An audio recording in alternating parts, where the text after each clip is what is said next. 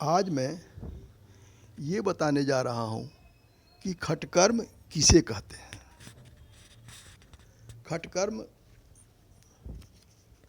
लोग सुनते हैं, कहते हैं कि खटकर्म हो रहा है या खटकर्म होता है, लेकिन खटकर्म होता क्या है ये कम लोग जानते हैं। तो उसी खटकर्म को बताने के लिए मैं प्रयास कर रहा हूँ। एक बार की बात है, लंकापति रावण पंडित था, ज्ञानी था। तो वो अपने जनता को, अपने लोगों को सुखी रखने के लिए वह सदैव प्रयास में लगा रहता था कि कौन ऐसा उपाय किया जाए कि उनके लोग सुखी रहें। जो जो राजा इस तरह सोचता है वो अपने भी संपन्न होता है, जनता भी संपन्न होती है। लंका सोने का था। क्यों? क्योंकि जो राजा था वह संपन्न था, सुखी था और जनता भी सुखी थी। और ये भी बात है कि जहाँ बहुत सुख हो जाता है वहाँ फिर मन और सुख चाहता है और सुख चाहता है, और उसके लिए कुछ गलत भी होने लगता है। तो लंकापति रावण के मन में आया कि कुछ ऐसा किया जाए कि लोगों के कष्ट को दूर करने के लिए, सुखी बनाने के लिए कोई ऐसा उपाय किया जाए कि थोड़ा करने में ही बहुत कुछ अच्छा हो जाए। तो इसके लिए रावण पहुंचा भगवान शिव के पास। भगवान शिव उस समय कैलाश पर्वत पर तपस्या कर रहे थे। तो रावण पहुंचा तो उस समय जब तपस्या में ध्यान में लीन थे तो इंतजार किया। फिर जब भगवान शिव ध्यान से,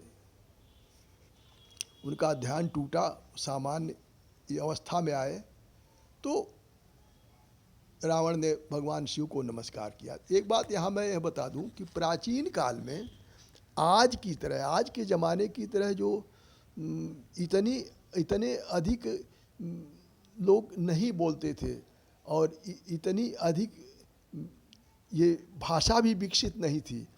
जो भाषा थी वह संतुलित थी और सूत्रों में सब कुछ, जो कुछ सूत्र बना था कि जैसे एक शब्द अगर कोई बोलता था तो उससे बहुत कुछ अर्थ निकल जाता था। तो अभी तो हमारे गांव में बचपन तक हमारे ऐसा था कि लोग अगर किसी बड़े से मिलते थे तो वह कुछ न कुछ दोहा या कवित्त बोल देते थे। कवित्त बोल के ही किसी को प्रणाम करते थे, तभी कुछ बोलते थे उसके साथ, और प्रशंसा करना होता था तभी कुछ बोलते थे। तो ये प्रथा थी हमारे, हम बड़े हो गए थे तब तक ये प्रथा थी। अब वो हम उसमें न जाके इस यहाँ आ रहे हैं जो ये खटकर्म की बात है। तो रावण ने भगवान शिव से पूछा कि, कहा कि हमको कोई ऐसा उपाय बताइए कि जिससे जनता का कल्याण बड़े आसान तरीके से, यानी वो भी कर सके जो जिसके पास अधिक साधन नहीं है। तो भगवान शिव ने रावण से कहा कि भाई आपका विचार बहुत अच्छा है, तो मैं, जो मुझे ज्ञान है मैं अपने ज्ञान से आपको बता रहा हूँ। अब यहाँ एक बात और बता दें कि रावण ने जब भगवान शिव को नमस्कार किया तो नमस्कार किस तरह से किया, तो वही हम बताने में आगे बढ़ गए कि उस ज़माने में नमस्कार करने के लिए भी जो है वह तरीका था। तो उस तरीके से नमस्कार करते थे। तो वो नमस्कार करने के लिए रावण ने कहा, नमस्ते देव देवेश सदाशिव सत जगत गुरो तंग विद्या क्षणं सिद्ध कस्यस्व मम प्रभो। अर्थात हे देवेश, भगवान हे शिव, आपके चरणों में मेरा प्रणाम है। मैं आपसे तंत्र विद्या, ऐसी विद्या जानना चाहता हूँ जिससे जन कल्याण हो। तो भगवान शिव कहते हैं कि बहुत अच्छा प्रश्न है और बहुत अच्छा विचार है, तो मैं बता रहा हूँ आपको। वो क्या है? भगवान शिव कह रहे हैं, शांति है वश्यस्तंभानि विद्वेषोच्चाटने तथा मारणं तानि संसति खटकर्माणि मनीषिण। अर्थात शांति कर्म, वशीकरण, स्तंभन, विद्वेषण, उच्चाटन तथा मारण, इन 6 प्रयोगों को पंडित जन खटकर्म कहते हैं। इन्हीं 6 कर्मों से अनेक प्रकार के प्रयोग किए जाते हैं और उसमें हर कर्म में अनेकों मंत्र हैं, अनेकों विधियां हैं, अनेकों तंत्र हैं, अनेकों उपाय हैं। तो ये तो एक सूत्र हो गया खटकर्म कि इसमें 6 कर्म है क्या। तो इसमें सबसे पहले है वशीकरण। तो आज मैं अभी वशीकरण के बारे में बताता हूँ। वशीकरण की ज़रूरत क्या है और वशीकरण की आवश्यकता क्या है। मान लीजिए कि घर में पिता है, नाराज है, वह माता है, वह नाराज हैं, जो बड़े लोग हैं या छोटा कोई बच्चा जो अपने छोटा है, भाई है, जो रिश्तेदार हैं, वह किसी कारण से रूठ गए हैं और उनको मनाना है, तो उसके लिए वशीकरण, उसको जब उनको मनाते हैं, उनको अपने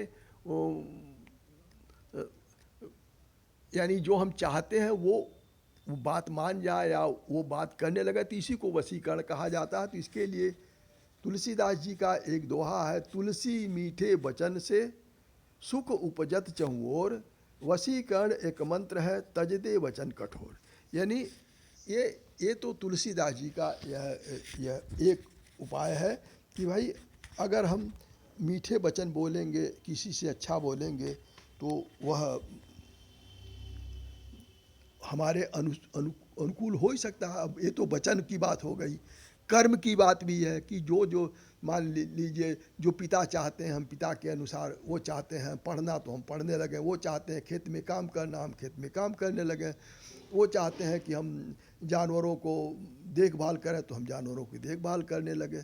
तो यानी अगर कोई बड़ा है, वो जो चाहता है वो हमेशा अच्छा ही चाहेगा। तो अगर हमको उनको बस में करना है, यानी उनको अपने अनुकूल करना, तो जो चाहते हैं वह करो। पढ़ने के लिए कहते हैं पढ़ो, काम करने के लिए कहते हैं काम करो। तो एक तो यही उपाय हो गया। फिर अच्छा बोलो। इसी तरीके से कोई अपने अधिकारी हैं, उनको बस में करना है, तो वो जो चाहते हैं उस तरह से कार्य कीजिए। और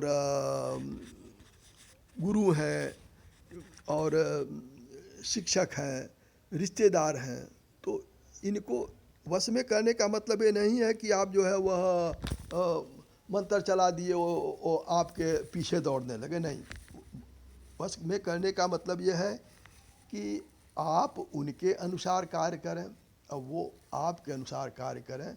और उसके लिए यही है कि जिसको आप बस में करना चाहते हैं उनके अनुसार आप चलें। और जब कुछ नहीं कर पाते हैं, सब कुछ उपाय जब व्यर्थ जाता है, तब अंत में मंत्र का प्रयोग करें। तो जो वशीकरण मंत्र है, उस मंत्र, वह मंत्र एक तरह से नहीं है, संस्कृत में भी है, हिंदी में भी है, हिंदी में सावर मंत्र है, और बंगाली में भी है, उड़िया में भी है, उर्दू में भी है, फारसी में भी है। यानी जो हम, जहाँ तक हम जानते हैं, हर भाषा में, हर देश में मंत्र है।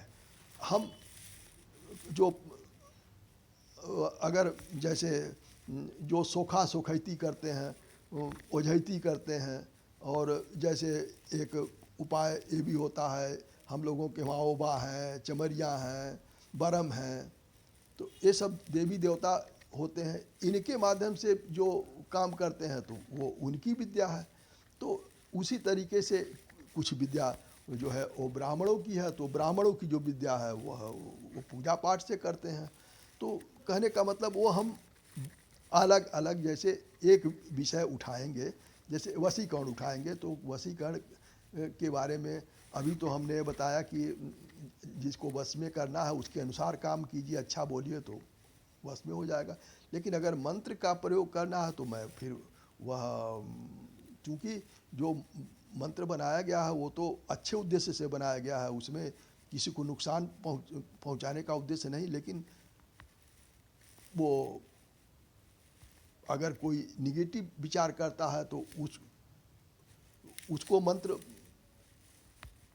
वो करता है तो उसका नुकसान भी होता है। जैसे मान लीजिए कि वशीकरण करना है तो वशीकरण की जो देवी है, मान लीजिए यक्षिणी है, यक्षिणी एक शक्ति है, उस यक्षिणी शक्ति को साधना पड़ेगा। तो यक्षिणी को जब साधेंगे तो वो जिसको बस में चाहेंगे उसको बस में करेंगे। लेकिन यक्षिणी साधना में यक्षिणी जब भी सदती है तो वह शर्त लगाती है, और जहाँ भी शर्त होता है, कोई भी काम अगर शर्त के अधीन काम है तो वह काम कभी शर्त कोई पूरा कर ही नहीं सकता है, क्योंकि ईश्वर के अलावा शर्त कोई नहीं पूरा कर सकता है। तो जो सामान्य मनुष्य है वो शर्त के अधीन जब किसी देवी देवता को साधता है, सिद्धि करता है, तो उसका परिणाम कितना भी अच्छा से करे, परिणाम अंत अच्छा नहीं होता है।